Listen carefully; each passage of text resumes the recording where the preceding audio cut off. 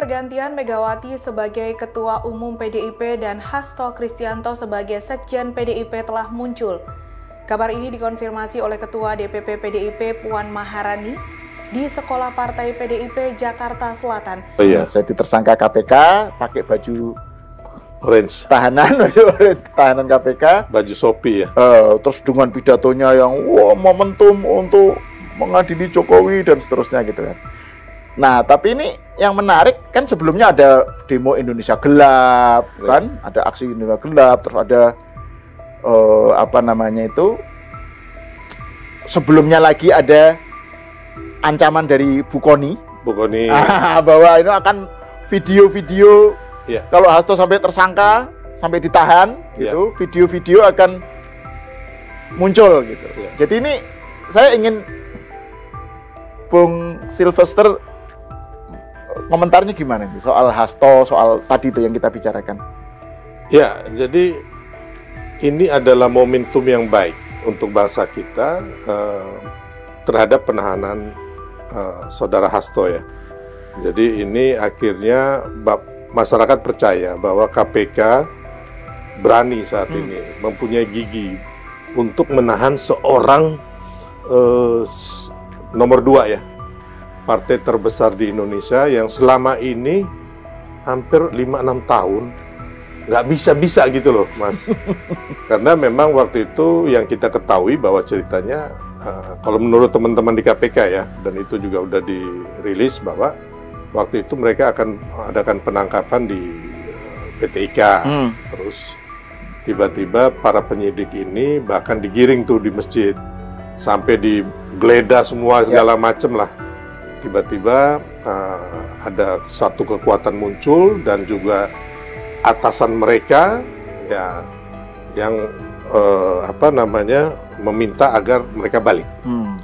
Dan kita ketahui bahwa sebenarnya kalau menurut cerita nih, dan juga kita sama-sama tahu bahwa atasan mereka ini adalah orang kesayangan dari yang mereka ini juga. Nah, ya, kita tahu sama tahu lah. Jadi intinya ini adalah momentum dan suatu hadiah ya buat bangsa kita. Yang katanya Indonesia gelap, ternyata Indonesia ini terang. Bahkan dengan penangkapan saudara Hasto, Indonesia makin terang benderang. Habis gelap terbitlah terang. Iya, jadi memang kita ketahui juga ya, saya melihat fenomena demo-demo teman adik-adik mahasiswa ini. Ya, saya kebetulan sering berhubungan dengan mereka. Ya, kita ketahui demo-demonya juga sebenarnya kalau mau dilihat tuntutannya juga nggak jelas ya. Masa mereka tuntutannya membatalkan makan bergizi gratis. Ini kan menurut saya mereka dapat apa ya? Survei dari mana gitu.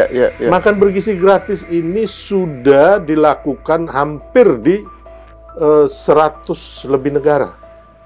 Bahkan udah ada yang puluhan tahun dan hasilnya sangat bagus gitu loh. Baik dari sisi siswanya maupun sisi dari perekonomian. Terus yang kedua, mereka minta katanya nanti UKT-nya itu akan dinaikkan. Padahal kan belum ada kenaikan, ngapain di demo gitu loh. Baru itu kan pikiran mereka gitu loh, dari agitasi dari yang menurut saya para koruptor gitu loh, para ya juga pihak asing, karena mungkin kita mau bergabung dengan BRICS lah, terus ada Danantara yang pembentukan Danantara itu super holding yang mengelola 14.000 triliun, dan ini kan mengkhawatirkan pihak-pihak luar gitu loh, ya kan. Nah, jadi ini akumulasi kalau saya lihat demo-demo adik mahasiswa ini sudah tidak murni.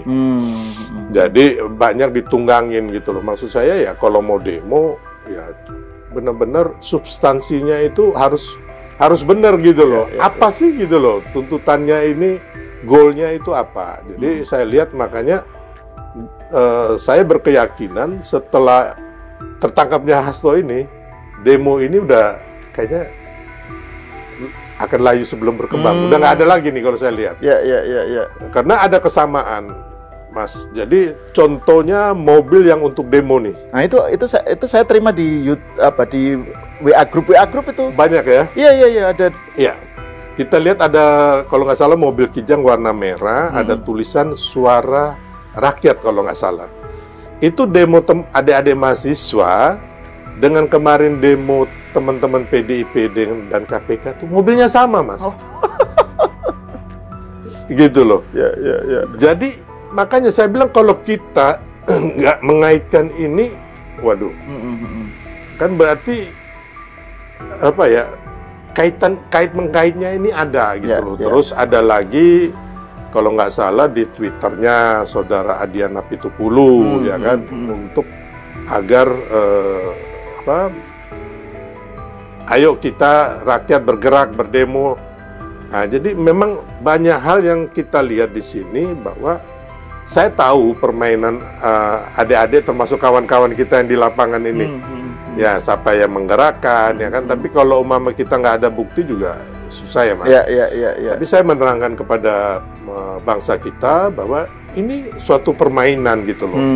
Ketika ada kasus hukum, Saudara Hasto ini demo mulai kayak kemarin dulu waktu ada MK 90 ya kan, demo mulai lagi. Jadi kalau yang saya lihat bahwa penahanan Hasto ini buat bangsa kita suatu momentum. Ya, bahwa kita kembali percaya bahwa keadilan bisa ditegakkan di Indonesia melalui KPK, Kejaksaan Agung, dan yang lain-lainnya. Ya. Nah, terus kita lihat juga bahwa paling tidak dengan penahanan Hasto ini, saya meyakini bahwa ini adalah hukum tabur tuai kata orang. Apa yang dia tanam, ya ini yang dia tuai. Tabur tuai. Ya. Tabur tuai, termasuk juga bagaimana selama ini dia menjolimi orang-orang baik, ya, seperti Pak Jokowi lah, atau bahkan mungkin kader-kader PDIP yang selama ini dipecat-pecat gitu loh. Banyak tuh teman-teman saya tuh dipecat hanya karena kepentingan yang lebih punya ada hubungan ataupun masalah yang lebih beruang lah. Ya. Ini kan doa-doa mereka, Mas. Ya kan, doa-doa mereka, doa juga rakyat kita yang susah karena banyak kasus-kasus korupsi yang sekarang ini menurut saya momentumnya Pak Prabowo sudah menjadi panglima, ya kan, termasuk ada KPK, Kejaksaan Agung untuk menuntaskan kasus-kasus korupsi ini kalau bisa sampai zero, sampai nol. Makanya saya juga minta kepada DPR juga pemerintah, pimpinan Pak Prabowo untuk secepatnya menggolkan undang-undang perampasan aset dan uang kartal itu. Oke. Dan momentum yang ketiga, mungkin Mas Sahal sama saya dan kita semua lagi menunggu nih videonya. Itu yang saya Goni. Iya. Ya kan? Harusnya udah dari kemarin-kemarin tuh udah dirilis. Kan katakan aja sekarang sudah kepalang basah kan, Hasto sudah jadi tersangka kan apa? Terus nunggu apa lagi gitu? Udah. Kalau strategi kalau saya ya, yang ya saya nggak tahu, kayaknya saya lebih pintar berstrategi daripada mereka ya kan. Kalau enggak ya mereka menang kan. Kemarin saya kan bagian dari tim kampanye nasional pemenangan. Jadi Prabowo Gibran. Ya. Jadi, harusnya dari kemarin itu ya kan udah demo nih. Demo mahasiswa udah. Demo adili Jokowi di mana-mana, Mas. Iya, betul. Demo adili Jokowi ini bagian juga, Mas. Dari ini ya kan. Yang mana di 10 kota ada vandalisme. Adili Jokowi. Beberapa titik. Dan akhirnya udah ditangkap tuh, Mas. Satu titik 250.000. Oh, oke. Bayangkan si yang nulis di itunya ya, vandalisme di vandalisme itu. Nah, itu ada di 10 kota dan ada di beberapa titik. Berapa banyak uang yang mereka keluarkan. Belum lagi demo-demo yang lainnya lah kan. Terus makanya harusnya dari kemarin juga video-video yang dititipkan di Rusia itu harusnya cepat disebarin gitu loh. Kira-kira dosa-dosa Pak Jokowi ini apa, ya kan? Dosa-dosa Pak Prabowo apa? Dosa-dosa belimbing sayur, ya kan? Fufu Papa, Mas Gibran apa? Harusnya cepet-cepet. Jangan sampai video ini bukan video mengenai Pak Jokowi, Pak Prabowo, dan Mas Gibran.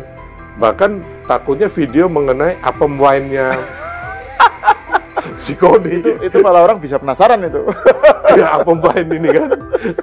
Jadi soalnya kan gini, kan waktu itu kan Bu Koni juga bilang nyerempet-nyerempet Bu Iriana kan. Bu Iriana jangan tenang-tenang aja, nanti keluar loh. Nah, gitu kan. Kemudian kan muncul terong. Iya. Padahal takutnya si Koni bukan hanya terong, Mas, yang aku bilang kan. Ada pepaya, ada ketimun, ada wortel, buah-buahan lengkap. Jadi itu ayo dong, Mas. Kita minta kepada Koni, ayo buruan gitu. Kita udah nggak sabar nih. Kita udah nggak sabar nunggu.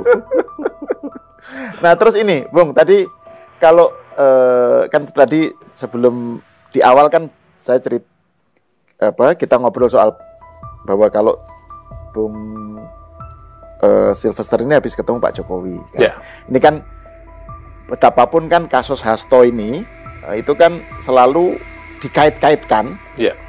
Seakan-akan Hasto ini menjadi dikriminalisasi, gitu kan? Karena dia kritis terhadap vokal menyerang Jokowi, gitu kan? Jadi seakan-akan ini nggak ada kasus dia ada-adain, gitu, gitu kan? Nah, tetapi sebelum Hasto dijadikan tersangka KPK, ditahan ya, kalau tersangka udah lama ya, ditahan ini, kan kita tahu ada pernyataan Pak Prabowo dan yang memuji Pak Jokowi. Pak Jokowi memuji Pak Prabowo, menyebutnya sebagai presiden terkuat di dunia malah ya, sampai saking kuatnya nggak ada yang berani ngeritik. Gitu. Akhirnya kritiknya larinya ke Pak Jokowi. Serangannya ke Pak Jokowi terus. Nah, ini saya pengen Bung Silver spill dong tentang kemarin ngobrol apa aja dengan Pak Jokowi itu. Ya, intinya Pak Jokowi menceritakan bahwa ini saatnya kita membangun bangsa. Maka kawan-kawan tolong bantu Pak Prabowo Mas Gibran sampai 2029. Jadi nggak ada wah ini kita relawannya Pak Jokowi, relawan ya, kita relawan Prabowo saat ini. Gitu loh. Yang memenangkan Pak Prabowo ya kita gitu loh, ya kan? Ya, termasuk Anda yang ikut terlibat dalam tim tim pemenangan gitu. Dan rakyat yang waras menurut saya kita semua kan. Jadi Bung Sylvester waktu itu daerah operasinya waktu Pilpres itu Solo ya? Jawa Tengah ya? Hampir seluruh Indonesia. Karena kami kan ada di seluruh Indonesia. Oh iya. Nah, tapi yang kita fokuskan itu daerah-daerah merah. Ya kan, yang supaya daerah merah menjadi daerah gemoy. Dan gitu. itu terbukti ya? Terbukti. Memang yang paling intens sih Jawa Tengah, Jawa Timur, Jawa Barat lah. Ya, kemudian Banten, orang kan mengaitkannya dengan wah ini pengkhianatan Jokowi menggerakkan relawannya untuk menggemokan merah gitu kan. Bukan pengkhianatan Pak Jokowi ya. Bu Mega yang mengkhianati Pak Jokowi dan Pak Prabowo. Harusnya kan Bu Mega mendukung dong Pak Prabowo. Kan ada perjanjian batu tulis kan. Tapi Bu Mega tidak mendengar Pak Prabowo, tidak mendengar Pak Jokowi. Bu Mega ingin mengatakan kepada Indonesia dan dunia bahwa saya adalah queen maker yang bisa mengatur republik ini dan saya adalah anak proklamator. Beliau keliru bahwa beliau menjadi presiden dulu bukan dipilih rakyat. Tidak melalui pemilihan langsung, belum ada waktu itu kan. Ada. Pak Jokowi 2 kali dipilih rakyat gitu. Dan setelah memerintah berhasil. Jadi capaian-capaian yang dilakukan Pak Jokowi kemarin, imbasnya sekarang ini kayak kemarin tingkat kepuasan ke Pak Prabowo itu kan besar di atas 80%. Kalau menurut saya ini imbas dari program-program yang sudah dilakukan Pak Jokowi ditambah program baru Pak Prabowo sendiri. Termasuk program itu makan bergizi gratis itu tingkat dukungannya, persetujuan dari publik itu tinggi sekali, 80 sekian persen gitu. Jadi kalau tadi Anda menyebut bahwa itu ada demo menolak makan bergizi gratis, itu justru malah bertentangan dengan aspirasi mayoritas rakyat Indonesia gitu. Gini, Mas, mayoritas rakyat Indonesia mau makan bergizi gratis gitu loh. Terus kok ini ada segelintir adik-adik yang nggak ngerti apa itu makan bergizi gratis, ya kan? Menolak gitu. Atau mungkin ini aspirasi kelompok kelas menengah yang merasa nggak perlu, karena kan masakan bergizi gratis itu kan kebutuhan masyarakat menengah ke bawah ya. Jadi mereka ini kayak itu bukan isunya gitu. Ya kalau mereka nggak mau ya sudah gitu loh. Iya, jangan menolak. Jangan gitu menolak ya. kan gitu loh. Jangan menentang. Jangan menentang. Toh yang mereka bilang Mas, kayak efisiensi anggaran ini yang Pak Prabowo ingin agar efisiensi ini sampai 750 triliun. Dananya digunakan apa? Selain makan bergizi gratis, untuk perbaikan sekolah-sekolah, Mas. Kan buat pendidikan juga gitu loh. Ya kan? Terus untuk perbaikan jalan, untuk perbaikan daripada kesehatan kita gitu loh. Ya kan? Puskesmas, rumah sakit yang di mana-mana, terus belum lagi untuk penambahan untuk bantuan langsung ke masyarakat. Ini kan diperlukan gitu loh. Jadi kalau orang dia nggak mau ya jangan menolak dong. Kalian kan hanya sebagian kecil, mayoritas kan setuju. Betul. Masa kita harus mengikuti yang kecil ini yang nggak setuju? Katanya demokrasi, suara rakyat kan? Iya. Dan ini rakyat mayoritas setuju gitu kan? Dan kan hampir banyak negara itu melakukan makan bergizi gratis dan berhasil gitu loh, Mas. Nah, ini saya mau kembali ke soal ini. Oh, ada lagi nggak yang yang dibicarakan dengan Pak Jokowi kemarin? Jadi sebelum kembali ke soal Hasto dan PDIP. Jadi ada juga ngomong masalah partai TBK lah. Teman-teman nanya, jadi hanya Pak Jokowi bilang itu hanya wacana. Tapi ada beberapa teman sudah mengatakan bahwa Pak Jokowi akan membuat partai TBK. Nggak ada itu. Nggak ada, hanya Pak Jokowi bilang alangkah baiknya kalau partai itu rakyat ikut memilih, memiliki. Untungnya penentuan ketua umum itu bukan hanya elit, gitu lah. Atau nanti capres bukan hanya elit, tapi dari masyarakat yang memilih. Nah itu tapi baru wacana kan harus. Kalau terjadi benar itu kan harus dirubah segala macam undang-undang pemilu.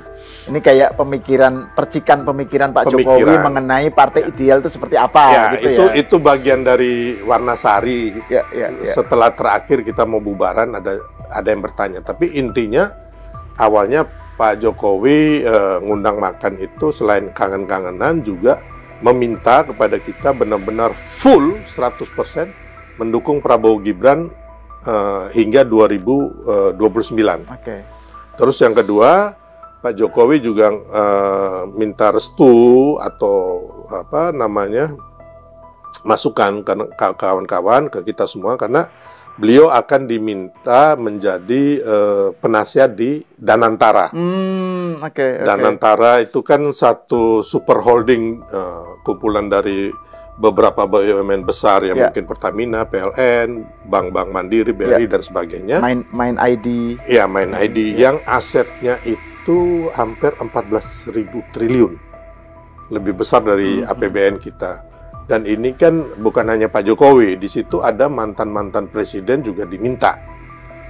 Ya tentunya termasuk Pak SBY, Ibu Mega, Pak Jokowi, terus mungkin juga ketua-ketua organisasi keagamaan terbesar, NU, Muhammadiyah, dan sebagainya.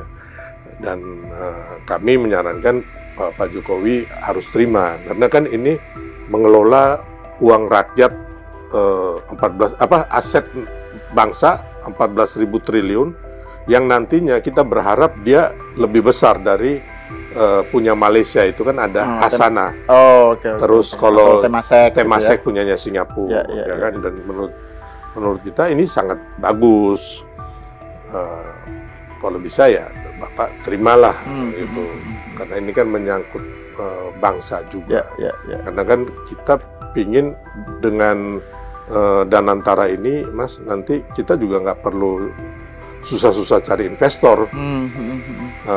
Jadi itu melibatkan Pak SBY juga berarti. Pak SBY, Ibu Mega. Menarik karena kan kalau akan ada video itu yang Pak Jokowi, Pak Prabowo dengan Pak SBY gitu ya, yang sangat akur gitu kan. Solid sekali. Iya gitu. Jadi ini kan berbeda dengan narasi yang seakan-akan Jokowi dengan SBY masih nggak akur apa gitu. Yang nggak ada Bu Mega. Ya, jadi kadang-kadang ya, Mas, aku tuh heran. Pak Jokowi, Pak SBY, Pak Prabowo sudah memperlihatkan dan mengungkapkan hubungan mereka yang sangat baik dan intim, solid untuk bangsa kita ke depan. Tapi ada beberapa teman kita, pengamat yang hebat-hebat, masih ngomong, itu kan di depannya, di belakangnya kita nggak tahu. Saya bilang, bos, kami ini di dalam tim pemenangan dan kami tahu betapa solidnya kami gitu loh. Makanya kami bisa menang. Iya kan? Jadi